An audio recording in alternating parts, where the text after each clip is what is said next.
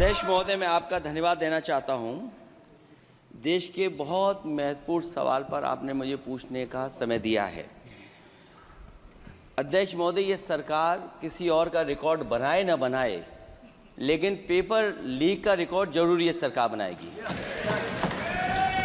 अध्यक्ष महोदय, मुझे इसके बैकग्राउंड में नहीं जाना है कि पूछें। अध्यक्ष महोदय, मुझे बैकग्राउंड में नहीं जाना है कि कब, कैसे, किस संस्था को बनाया गया है। पूरे देश के छात्र इस पे आंदोलित थे। लगातार अखबार और सीबीआई की जांच के बाद चीज़ें सामने आ रही हैं, लोग पकड़े जा रहे हैं, जेल भेजे जा रहे हैं। मैं अध्यक्ष महोदय आपके माध्यम से पूछना चाहता हूं मंत्री जी से, क्या सेंटर वाइज जिन बच्चों को सबसे ज़्यादा नंबर मिले हैं, क्या उसकी सूची जारी करेंगे? 30,000 सीटें जहाँ हैं, कई सेंटर अध्यक्ष महोदय ऐसे हैं जहाँ 2,000, 2,500 बच्चे पास हो गए हैं। सरकारी सीटें 30,000 हैं, कई सेंटर में 2,000 से ज़्यादा पास हो गए। कई प्रदेश के ऐसी जगह है जहाँ पर कुछ सेंटर से 600 से 650 से ज़्यादा सबसे ज़्यादा नंबर हैं। और अगर वो संस्था इतनी क्रेडिबल थी तो अध्यक्ष महोदय, जिन सेंटर्स पे ये परीक्षा हुई उन सेंटर्स का इंफ्रास्ट्रक्चर क्या था? क्या मंत्री जी ने जानकारी की थी इस बात की? अध्यक्ष महोदय, मेरे आपके माध्यम से एक ही निवेदन है कि बिना ये मंत्री जी रहेंगे तो न्याय नहीं मिलेगा बच्चों को। अध्यक्ष महोदय, आदरणीय अखिलेश जी की प्रश्न का मैं विनम्रता से उत्तर देना चाहूँगा कि अभी अभी सुप्रीम कोर्ट में जो चल रहा है केस, सुप्रीम कोर्ट ने ऑर्डर दिया पूरा विद्यार्थियों की सूची को वेबसाइट में उपलब्ध करा दो। सर, पिछले 3 दिन से देश भर की सारे विद्यार्थियों की लिस्ट पब्लिक डोमेन में उपलब्ध है। ये सारा चीज़ खुले पे है और कई प्रकार की तर्क आ चुका है। सर, मैं एक अभी उसमें केरल के विद्यार्थी भी अच्छे किए हैं, क्या हम ये कहेंगे भी वहाँ भी कुछ गड़बड़ी हुई थी? ऐसे आरोप करना, मैं देश की ग्रामीण इलाका, देश की एसटी इस बार सबसे अच्छा परफॉर्मेंस करने वाले देश की एसटी, एससी, ग्रामीण बैकग्राउंड, आर्थिक पिछड़े लोगों की है। क्या हम उनकी मेधा को हम चुनौती देते हैं? और बाकी रहा क्वेश्चन पेपर लीक की, सर मैं शुरू से मेरा एक स्टैंड रहा, राजनीति नहीं करना, लेकिन अखिलेश जी जब वहाँ दायित्व में थे उस सूबे की, सर सारे सूची है कितने बार उत्तर प्रदेश में क्वेश्चन पेपर लीक हुए हैं। माननीय एक मिनट प्लीज, एक मिनट। राहुल गांधी जी, आप प्रश्न पूछना चाहते हैं? Speaker sir, it's obvious to the whole country. It's obvious to the whole country that there is a very serious problem in our examination system. This is not just a question of NEET, it is in all the major examinations. Now, the minister has blamed everybody except himself. Right? I don't even think he understands the fundamentals of what is going on here. आप प्रश्न क्या है आपका? आ रहा हूं sir. Sir, ये मैं question को सेटअप कर रहा हूं। प्रश्न पूछते हैं। ये the issue is that there are millions of students in this country who are extremely concerned at what is going on and who are convinced that the Indian examination system is a fraud. That is what is at stake here. Millions of people believe that if you are rich and if you have money, you can buy the Indian examination system. And by the way, and this is the same feeling that the people in the opposition have. And that is why we are asking some very simple questions to Honorable Minister.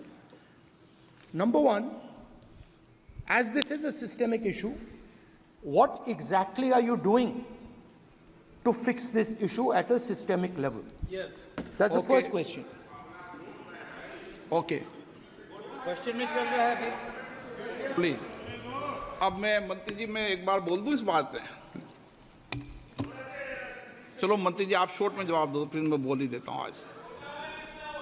आप short में जवाब देना please. अध्यक्ष महोदय, मेरे जो शिक्षा है, मेरे जो संस्कार है, मेरे जो सामाजिक जीवन है, मेरे को मेरे राज्य की, मेरे सूबे की जनता की स्वीकृति मिली है। मैं किसी की, मेरे बौद्धिक और मेरे संस्कार की सर्टिफिकेट मेरे को सारी सदन में किसी से नहीं चाहिए।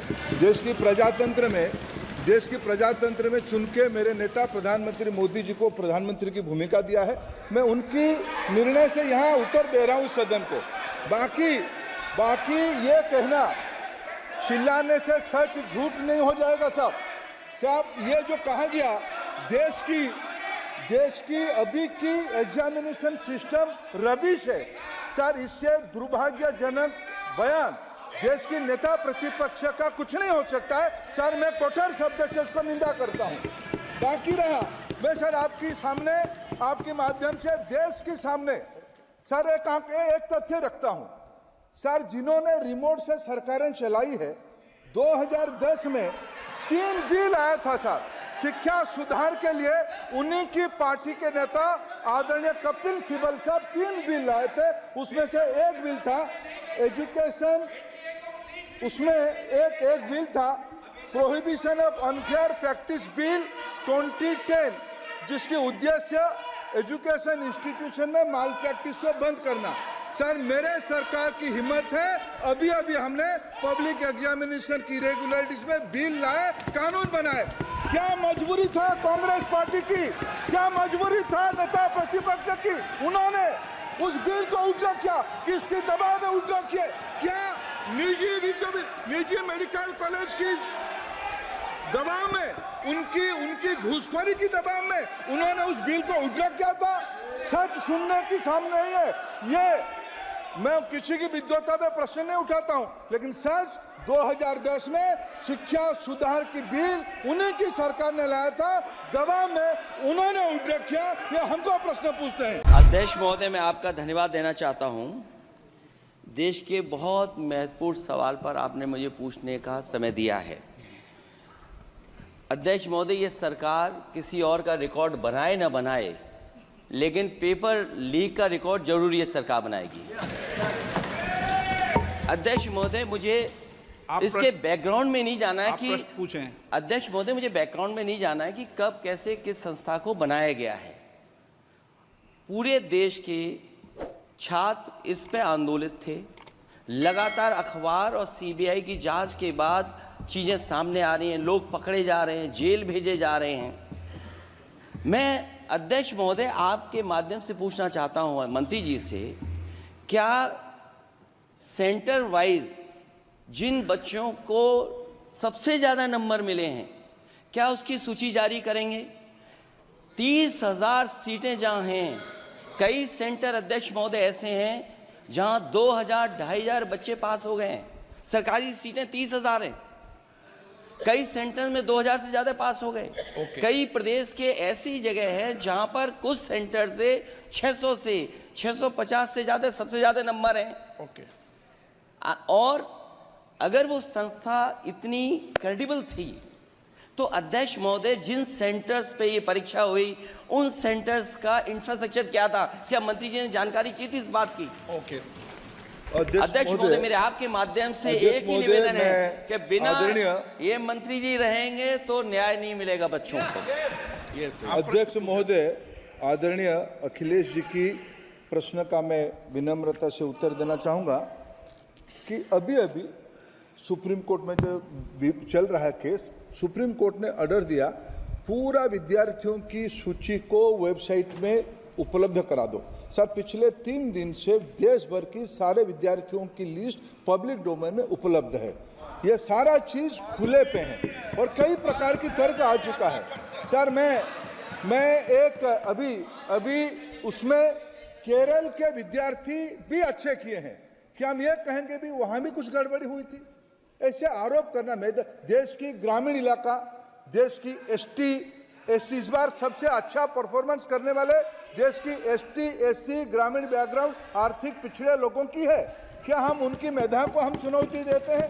और बाकी रहा क्वेश्चन पेपर लीक की, सर मैं शुरू से मेरा एक स्टैंड रहा, राजनीति नहीं करना, लेकिन अखिलेश जी जब वहां दायित्व में थे उस सूबे की, सर सारे सूची है कितने बार उत्तर प्रदेश में क्वेश्चन पेपर लीक हुए हैं।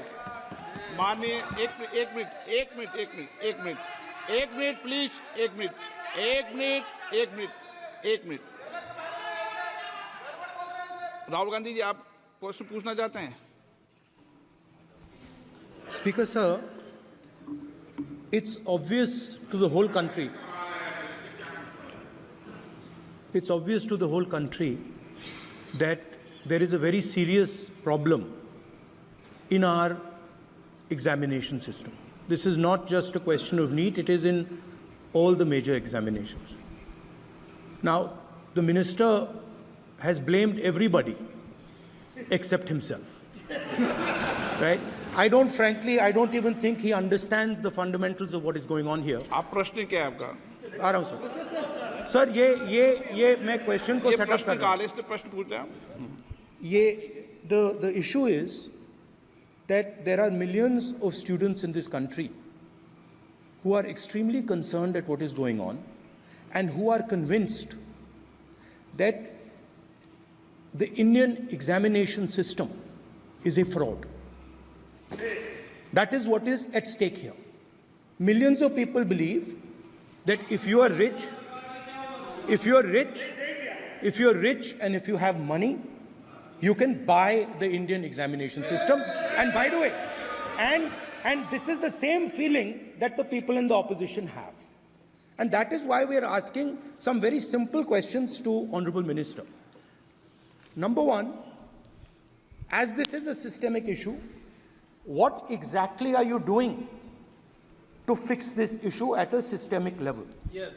That's the Okay. first question. Okay, question में चल रहा है अभी। प्लीज।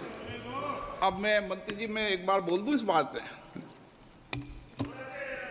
चलो मंत्री जी, आप शॉर्ट में जवाब दो, फिर मैं बोल ही देता हूं। आज आप शॉर्ट में जवाब देना प्लीज। अध्यक्ष महोदय, मेरे जो शिक्षा है, मेरे जो संस्कार है, मेरे जो सामाजिक जीवन है, मेरे को मेरे राज्य की, मेरे सूबे की जनता की स्वीकृति मिली है। मैं किसी की, मेरे बौद्धिक और मेरे संस्कार की सर्टिफिकेट मेरे को सारी सदन में किसी से नहीं चाहिए।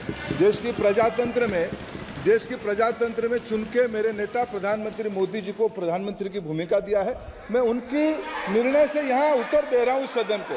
बाकी ये कहना चिल्लाने से सच झूठ नहीं हो जाएगा साहब। ये जो कहा गया देश की अभी की एग्जामिनेशन सिस्टम रबिश है सर, इससे दुर्भाग्यजनक बयान देश की नेता प्रतिपक्ष का कुछ नहीं हो सकता है सर। मैं कठोर शब्द से इसको निंदा करता हूं। बाकी रहा, मैं सर आपके सामने, आपके माध्यम से देश के सामने सर एक तथ्य रखता हूं सर। जिन्होंने रिमोट से सरकारें चलाई है, 2010 में 3 बिल आया था सर शिक्षा सुधार के लिए। उन्हीं की पार्टी के नेता आदरणीय कपिल सिब्बल साहब 3 बिल लाए थे।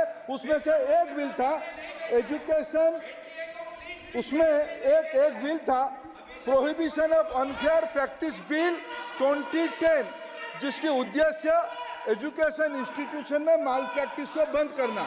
सर मेरे सरकार की हिम्मत है, अभी हमने पब्लिक एग्जामिनेशन की रेगुलरिटीज में बिल लाए, कानून बनाए।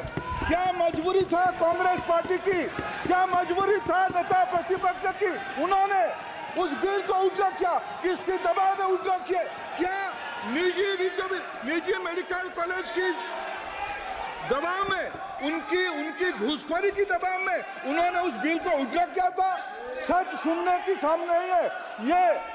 मैं किसी की विद्वता पे प्रश्न नहीं उठाता हूं, लेकिन सच 2010 में शिक्षा सुधार की बिल उन्हीं की सरकार ने लाया था, दबाव में उन्होंने उल्टा किया। ये हमको प्रश्न पूछते हैं। अध्यक्ष महोदय।